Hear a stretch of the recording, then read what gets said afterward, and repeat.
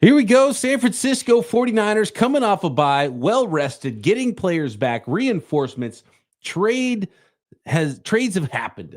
Players coming back from IR, and it is time for a second half run. What do they got to do to start that run against the Tampa Bay Buccaneers in Week 10? Coming at you right now.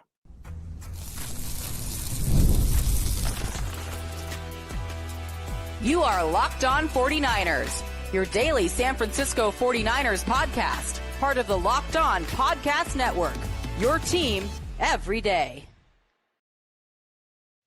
Welcome to Locked On 49ers. Brian Peacock and Eric Crocker at BD Peacock at Crocky209. Thanks, everybody, for making this your first listen on the Locked On Podcast Network, your team every day. Love our everydayers. Appreciate all the new listeners as well, jumping on, hanging out with us every day here, talking about 49ers football. Make sure you subscribe on YouTube or wherever you listen to this podcast. Today's episode of Locked On 49ers is brought to you by LinkedIn Jobs. LinkedIn Jobs helps you find the qualified candidates you want to talk to faster. Post your job for free at linkedin.com/LockedOnNFL. That is linkedin.com/LockedOnNFL. Terms and conditions apply.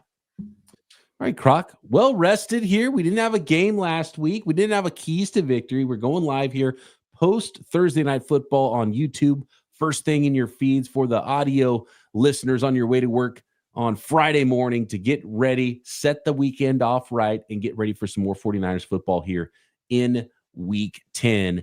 And everything good news. Is it Christmas for you?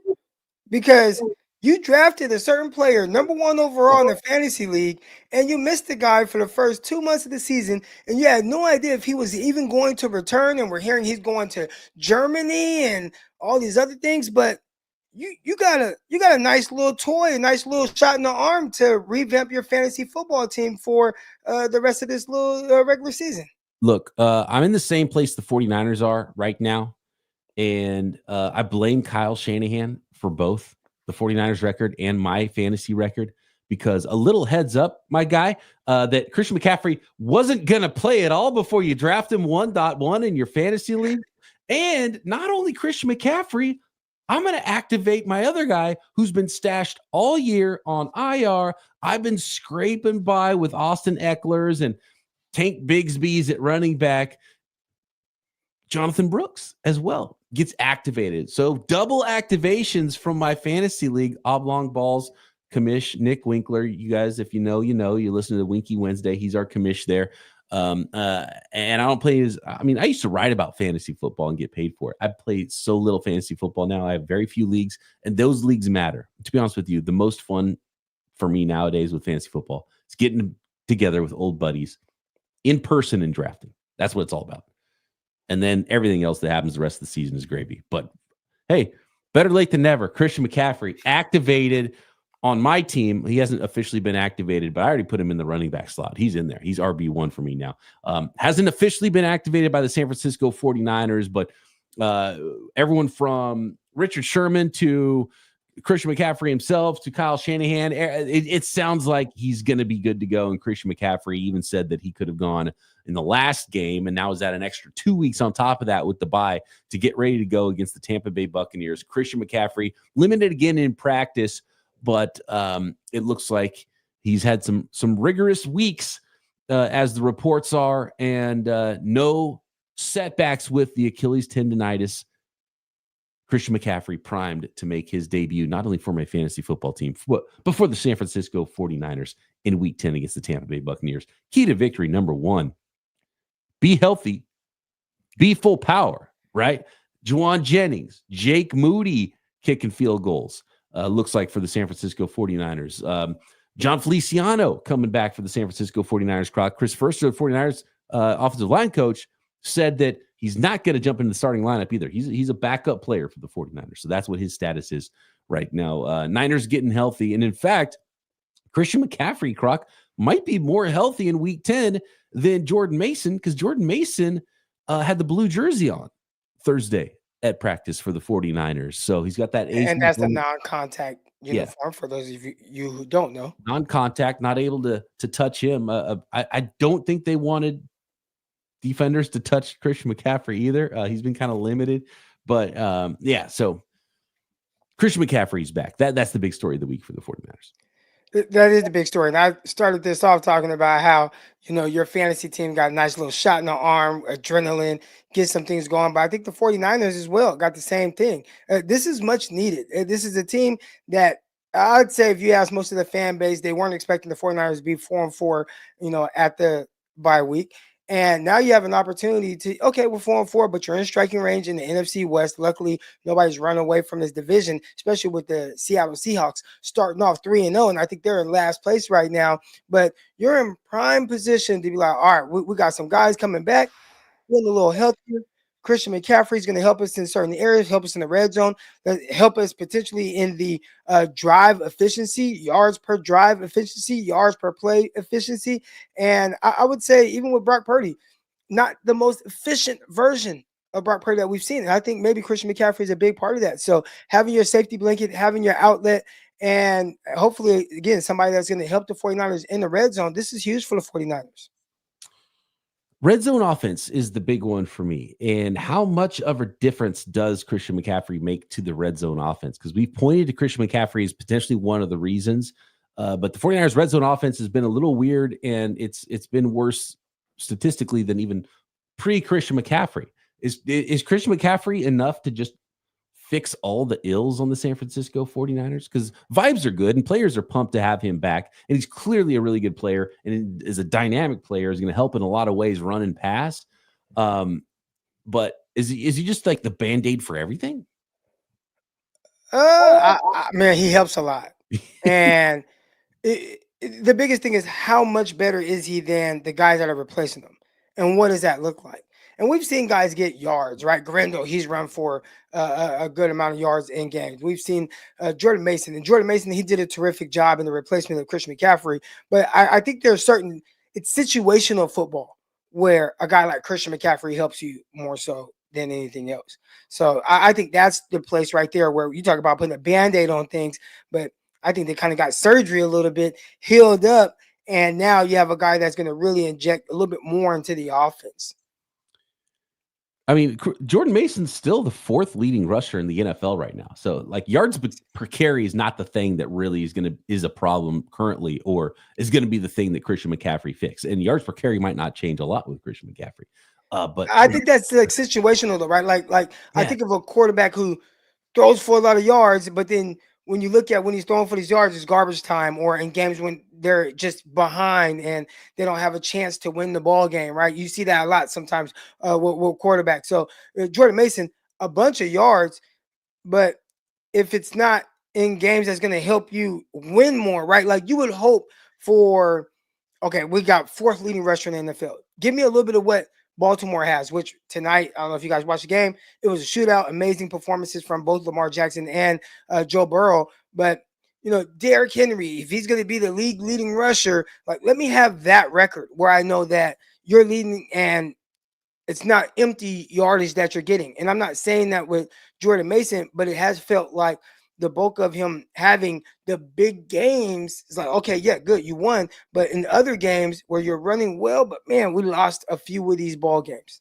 Yeah, and we talked about this with some of the breakaway runs and plays, and the 49ers only have 2 20-plus yard touchdowns this season. Last year, all season long, they're well behind the pace. They had 15 last year. And so, they're well behind even the half a season pace for long touchdown runs. And so finishing the job, getting into the end zone, finishing big plays. Christian McCaffrey's so good in small areas too. So, and I see it touched on in the chat here as well.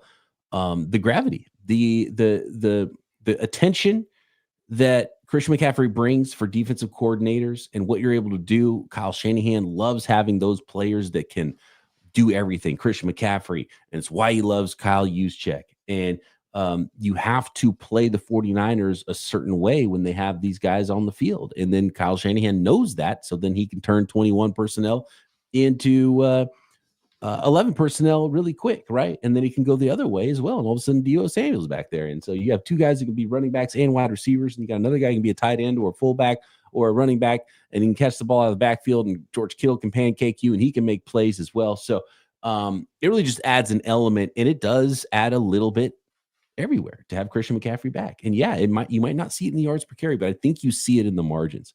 And that's where Christian McCaffrey is going to help. And it's going to help a little bit everywhere. That's the way I look at it with Christian McCaffrey.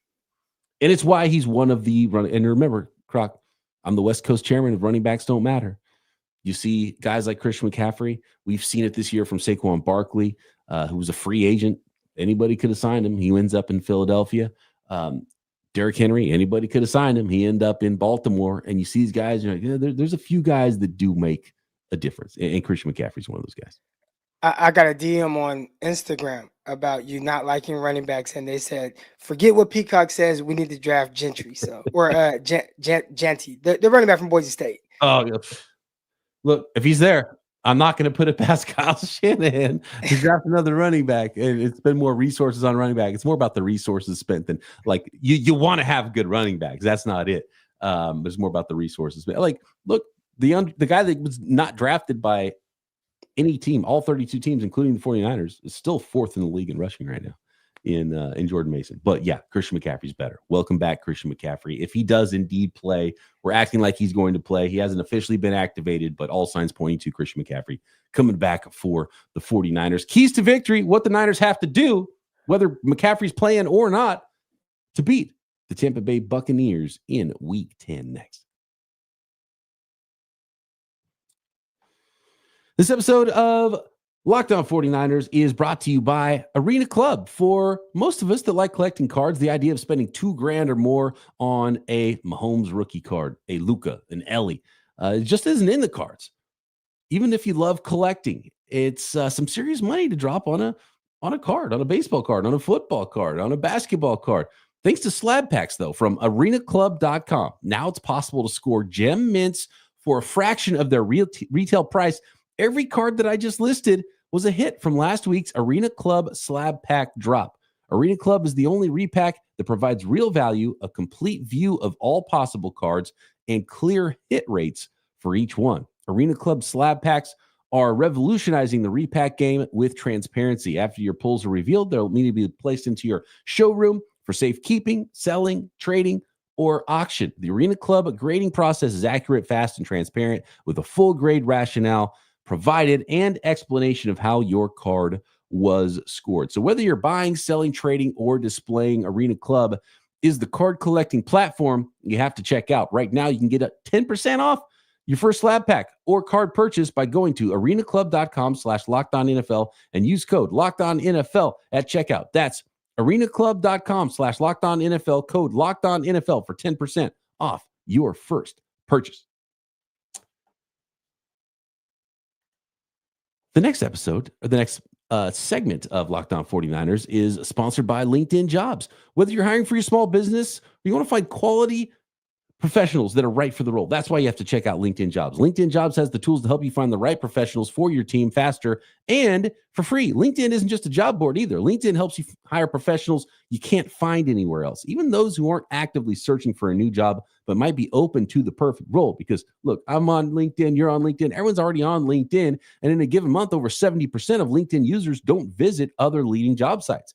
So if you're not looking on LinkedIn, you're looking in the wrong place. LinkedIn knows that small businesses are wearing so many hats, they might not have the time or resources to hire like a pro. And LinkedIn is constantly finding ways to make the process easier. They've even launched a feature to help you write job descriptions. So post your job for free at linkedin.com/LockedOnNFL. That's linkedin.com/LockedOnNFL to post your job for free. Terms and conditions apply.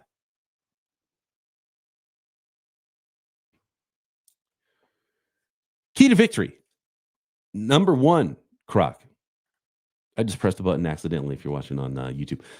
Key to victory, number one, Croc, for the San Francisco 49ers is, and I'm going to shout out my guy, James Yarko. If for those of you who haven't listened, go check out the crossover episode with Locked On Buccaneers host James Yarko. And he thinks it's going to be a George Kittle game because he thinks the middle of the field is open for Kyle Shanahan and the 49ers. And you know what that means, Croc, when the middle of the field is open? Kyle Shanahan's going to find it, and he is going to wreak havoc. And KJ Britt, the linebacker, he's the 79th out of 82 linebackers, according to Pro Football Focus grades. He's got a 41.5, big red dot next to his grade. Levante David has been a good player for a long time. Is next to him, 54, but 52 is the guy you might want to target. And it might be a long day in the secondary. Whitehead, Winfield Jr., Antoine Winfield, maybe not having as good of a year as he's had in the past either. So potentially a George Kittle game. But if the middle of the field is open for Kyle Shanahan, the 49ers offense is going to eat, and they're going to eat even more if Christian McCaffrey's out there. So, yeah, win the middle of the football field. That's my key to victory, number one. And really it kind of piggybacks Croc on my other key to victory, which is more of a zoomed out view. This is a team that's banged up. This is a team that's tired. They haven't had their bye yet. They just went into overtime on a short week against the Kansas City Chiefs, went toe-to-toe with the Chiefs, played better against the Chiefs than the 49ers did. But the Niners are rested. And I know it's an East Coast trip, but the Niners are rested, coming off a bye, have extra time to prepare for this football game. The Buccaneers are beat up. They're banged up. They don't have their two best weapons on offense. The 49ers are the better football team on paper. Go be the better team in reality and win those matchups that you're supposed to win. The Niners should go win this game. Go beat a team you're better than and finish the job. You know, I remember when the 49ers played against the Arizona Cardinals, and everybody talked about how the Arizona Cardinals secondary struggles. And I was thinking, you know what, this is a great opportunity for Kyle Shanahan to take advantage of maybe a bad, or at the time, a bad secondary from the Arizona Cardinals. But that's not really what Kyle Shanahan does. But where will he attack if you're vulnerable? The linebackers. So I expect him to put those linebackers and those guys in the middle of the field in conflict, screw them up with certain concepts that are going to fight against their rules. And I think that's where, when we think of George Kittle having a big game, that's when it's going to happen. So if they are vulnerable in that middle, Kyle Shanahan definitely will find ways to make sure that that's a big advantage for the 49ers in this game. There's a good question here. And, Kyle Shanahan, especially in the Super Bowl and other times, has been called out for some game management. And Todd Bowles, the head coach of the Tampa Bay Buccaneers, was called out for his game management, not going for two on Monday Night Football against the Kansas City Chiefs. And then we saw this Thursday night just now in the game that just ended as of this recording with the Tampa Bay, or the Cincinnati Bengals. They went for two, didn't get it, and lost the game against the Baltimore Ravens. What did you think about the call? And we've been asked about that in the chat as well. I'm definitely a go for two guy on the road against a team that you need to try to go steal a win from. I don't like. So I didn't hate the Todd Bowles call to not go for two, because Patrick Mahomes and the Chiefs still had 30 seconds and 3 timeouts. So there was an extra way to still lose the game. Especially if you're against a team that's supposed to beat you, you're the underdog, you're on the road, go for two and win the game. But if there's time for the team to still go beat you, especially when it's Patrick Mahomes, I actually didn't have a problem with Todd Bowles not going for two on Monday Night Football, because if you get it, you go up one, they might still go down and beat you in regulation. So there's multiple ways to still lose the game. First of all, you don't get two, you lose. If you do get two, it doesn't seal your win automatically. So you have to be able to win because you got two. And if you don't have that confirmation that the game's over, you win, then I get why you at least take your chance in overtime, and then you lose the coin flip. And of course, I feel like Todd Bowles and the Bucs were kind of damned either way. In this one, as good as Lamar is, and I saw you tweeting about it during the game that Lamar Jackson, it's his MVP award to lose. Really fun game, by the way, with both quarterbacks. Just ridiculous.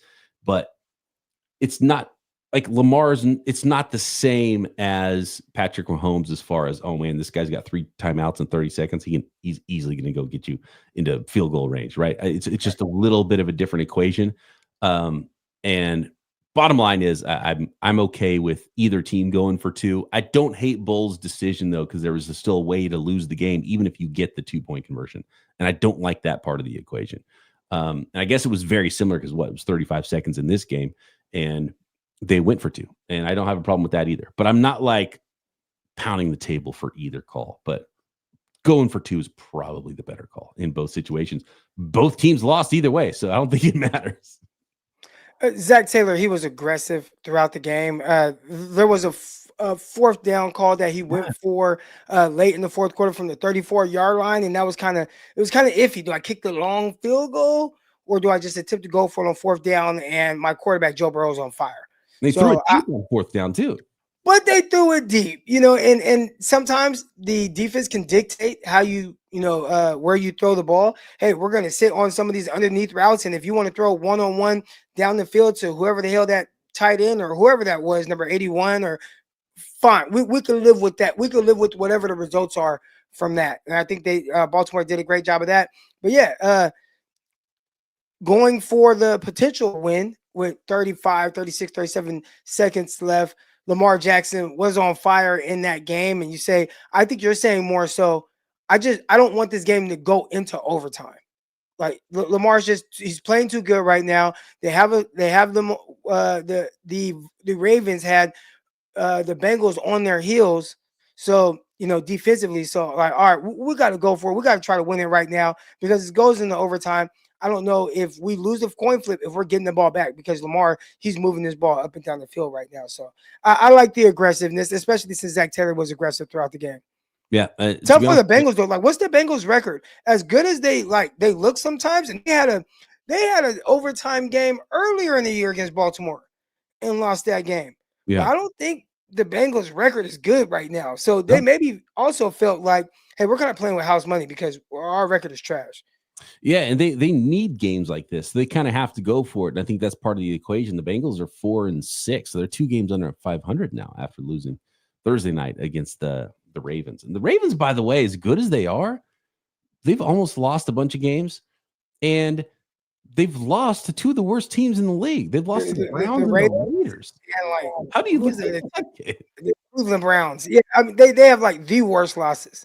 So they were winning in those games, kind of like the 49ers, how the 49ers have blown some fourth quarter leads. Mm-hmm. The Ravens did the same thing. The issue is like, well, all right, Raiders and you, sorry, Cleveland, like y'all got us, but these other teams, y'all not gonna get us. Close games, especially the divisional games, they've also really stomped some teams out too. Divisional games too; those will get you. And the moral of the story is the NFL's chaos, and the good teams and the bad teams, or at least teams that are competitive, sometimes it's hard to tell the difference. And these teams are really close. And so you got to finish the job, which goes back to my first key to victory. Don't let them hang around. Finish the job. 49ers against the Tampa Bay Buccaneers if you get a lead on Sunday. All right, more keys to victory. We'll finish up this episode of Locked On 49ers, getting ready for Week 10 next.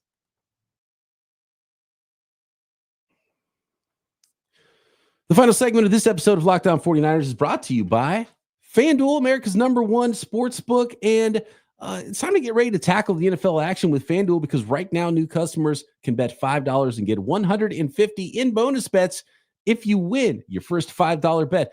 The FanDuel Sportsbook app gives you everything you need to place live bets on the NFL all in one place. Live in-game betting, super fun, tons of props every single week, tons of ways to play in the NFL.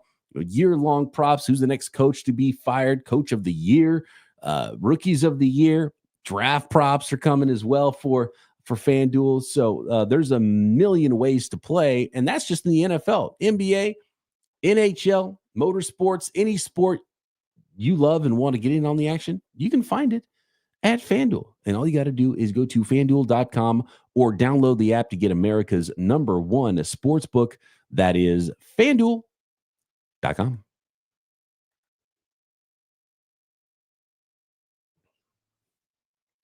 right, Croc. Niners favored by 5.5, by the way, on the road at the Tampa Bay Buccaneers. And they're getting some reinforcements back in this game. They are in a pretty good position on paper to go into Tampa as a 4-4 football team, get over 500 and beat the 4-5 Buccaneers, and really put the Buccaneers in a similar spot that the Cincinnati Bengals are in right now. A couple of games under 500, and I think both of those teams have like a gunslinging quarterback and a defense that's let them down multiple times this year. The over/under is 50.5 points. So the odds makers, Croc, over at FanDuel think that the Niners are favored on the road, which means that in a neutral site, this would probably be a touchdown, a 7.8 point 49ers line. And they think it's going to be maybe even a little bit of a shootout. So get ready. We might have some fireworks in Tampa on Sunday, Croc. Well, one of my key to victories is you got to rattle Baker Mayfield. This is a guy that if you let him, that confidence grows and grows and grows. And you don't want it to grow when he's missing, multiple receivers, guys that are impact players. Chris Godwin out for the rest of the season. They're really relying a lot on Bucky Irvin and White, the other running back, to throw into those guys out of the backfield. But it all starts with Baker Mayfield. And he's a guy that does not lack confidence. But the more you let him hang around and he starts to make some plays, he'll feel like he has a chance to win. And we just saw that against the Kansas City Chiefs. Like, that was a game where you think, oh, Kansas City, great defense. They're going to run away with this game. And they weren't able to, because the more you let Baker hang around, a guy who I think he had 40 yards passing at halftime, like, they stifled the offense, but then starts making some plays, start making some throws, and all of a sudden he finds himself in a situation where, hey, let's score this ball right here. Let's score this touchdown and take this game into overtime. And you talked about the decision to take it to overtime, but just the fact that he was able to do that with really fighting with his arm behind his back. He doesn't have a lot of weapons. And we look at the Kansas City Chiefs. Yeah, they're missing Rashad Rice. They lost their running back, but they kind of got some other guys coming in. Travis Kelce just had the best game of his season. DeAndre Hopkins, he's catching multiple touchdown passes. So they got some things going there. And the Tampa Bay Buccaneers, they feel like a team that should be kind of feeling down and out. But when you have Baker Mayfield at quarterback, I think he's a guy that instills a lot of confidence in the rest of his teammates. So if you don't cut the head off the snake, it'll bite you. And the 49ers can't let that happen. So I think it's get to Baker Mayfield, crush his confidence early. And we've seen what happens when you get to him early. He starts to kind of make some really bad plays, try to do a little bit too much, a little bit of hero ball, he'll start to turn the ball over. So that's what the 49ers, they really have to force him into making those kind of decisions early, feeling like the game is all on his shoulders. And the 49ers better lock these guys down. My key to victory is cover Cade Otton. I don't want to see Cade Otton getting loose against Campbell. I don't want to see Cade Otton getting loose against D. Winters or whoever. I want to see Fred Warner 54 on Cade Otton. I want to see maybe bracket coverage on Cade Otton. And you're thinking, well, Cade Otton, why do you want to spend so much time and so much energy covering Cade Otton? Well, Cade Otton's been going crazy the last few weeks, and he's a good player. He's no George Kittle, but he's a really good player. But the Bucs don't have a lot of other weapons. And not only is Mike Evans out and Chris Godwin's out, but the next guy's up or out too. Looking at their injury report right now, Croc, you mentioned Bucky Irving, their running back. He's got a toe injury. He's been limited all week. He's probably going to play, but he's banged up. And then you have Sterling Shepard's the next wide receiver. He hasn't practiced yet all week. He's got a hamstring and a hip injury. He might not play. Jalen McMillan, the next guy after him, he hasn't practiced all week with the hamstring injury.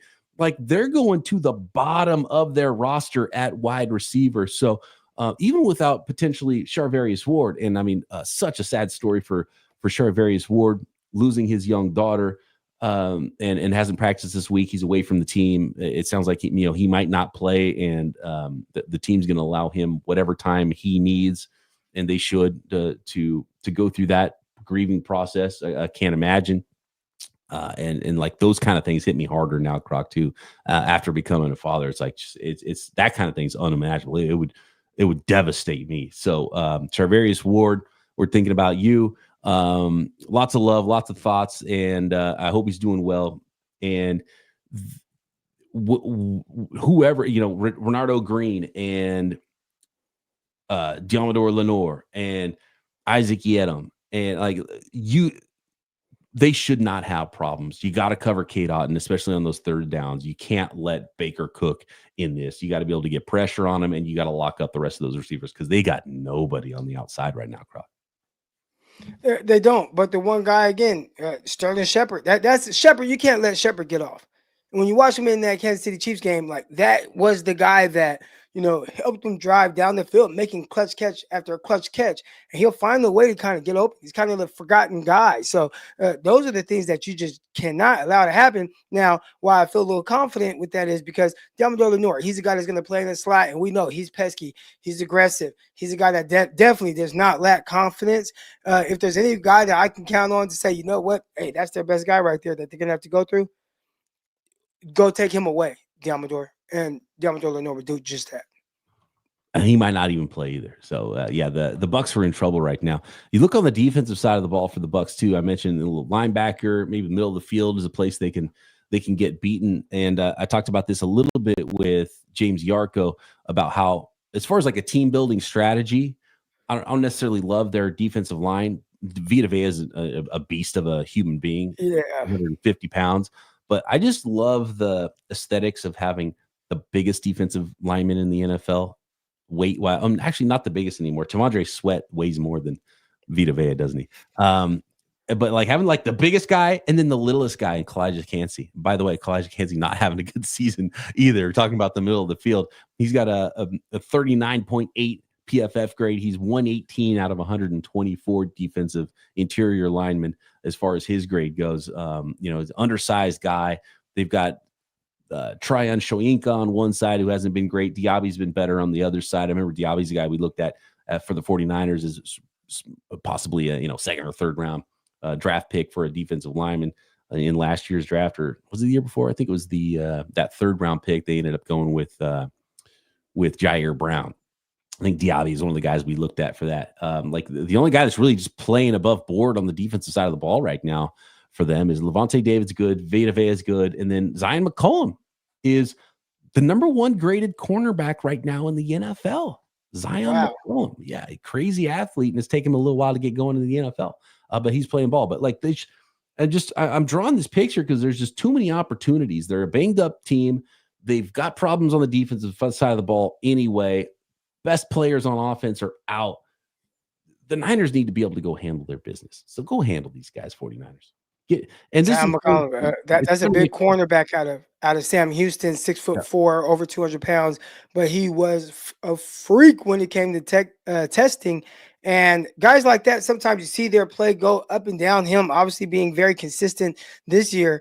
But I'd see if I can, hey, let's see if we can get him matched up in space against a guy like Jacob Cowan.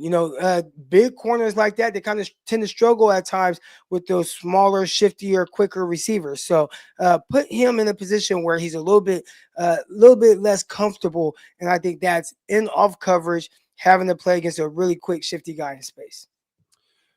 A couple questions here before we get out. Hollow Man 805 says, is the new player Davis playing in this game? Croc, have you peeped any Khalil Davis tape? I assume he's going to play in this game. He's going to be a backup and a rotational guy for the 49ers. Similar scheme coming from D'Amico Ryan's defense, so he should be able to jump in quickly. The Niners said they liked his explosive ability and trying to figure out how they're going to utilize him. So we'll see. I think he'll probably have a uniform on. I don't know if he's going to play much. Did you peep him at all? Did you like the trade? I did like the trade, though. I mean, it's just from a depth perspective. When you lose Hargraves, you lose a guy like Gross Matos for a while. You need bodies there, and you need guys that it doesn't have to be big sack numbers. I saw some people posting the sacks. I think he had like 1 sack on the year or in the last 2, whatever it was. I don't care about that. Can you push the pocket? Can you help stop the run? I think those are the two most important things that you're looking for from a guy that is potentially a reserve guy on that defensive line. Felipe says, are you starting Christian McCaffrey in your fantasy league? Of course I'm starting him. Partially it's because there's not a lot of competition on my roster of running back. I need McCaffrey back, but it also leads into the last question here from Paney. How hard do you think that Kyle Shanahan will use McCaffrey? Is he likely to ease him in? And I don't think he's going to ease him in. Kyle's not an ease kind of guy. I think he'll try to be smarter than he has in the past with Christian McCaffrey, but Mason's banged up too. If McCaffrey's feeling good, I don't think he's going to limit his touches that much. I think, we shouldn't be shocked if he touches the ball, 20 times, catches 5 balls and carries it 15 times. I mean, light work for a normal Christian McCaffrey game, right? And so I don't think we should be shocked by fairly heavy usage. at all. If he's ready to go, if the docs, Croc, say, all right, Kyle, he's cleared, Kyle's going to use him. Yeah. We've seen this time and time again, and we've talked about it a lot. And I always go back to that one game, the Rams game, with Elijah Mitchell going into a game, pretty much his whole body taped together. And Kyle said, yeah, in a double-digit blowout win against the Rams, we're going to run you 27 times. Thanks, everybody, for making us your first listen here on the Locked On Podcast Network, your team every day. Love our everydayers. Appreciate all the new listeners as well. Make sure you hit that subscribe button on YouTube or wherever you listen to this podcast. Croc and I back tomorrow, or back post-game right here. Locked On 49ers.